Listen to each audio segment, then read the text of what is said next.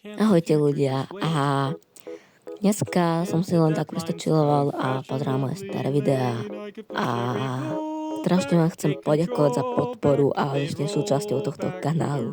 Reálne sme začali s tým, ako 9-ročný ja som ukazoval moje obrázky a robil reálne čokoľvek preto, aby som sa preslavnil a hneď ďalší deň som mal 100 odberateľov. A potom som mal môjho prvého maskota, takého axolotla reálne. Potom bol prvý dizajn Saneka, ako vy ho nazývate OG Sanek. Potom bol taký novejší Sanek, ktorý mi zostal iba týždeň. Potom táto kačka, ale keď o nej neviete, tak v pohode, lebo bola na mojom druhom účte.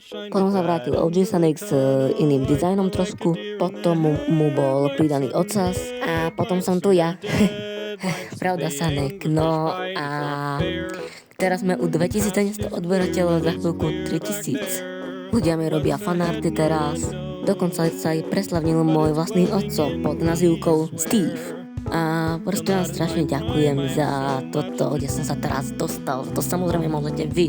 Nie iba tí dva ľudia, hej, ktorí tam poznám. Nie, vy, všetci. Tých 2700 dáčov ľudí. OK, Filip, teraz ja. Ľudia, strašne vám ďakujem za to, že samozrejme ma máte najviac radi, že som najlepší maskot na svete. OK, Sanek, stačí. Nie, ale naozaj strašne vám ďakujem, je to vidieť, samozrejme, u každého videa mi, u každého, proste u viac videí mi píšete, že sa vám reálne páčim.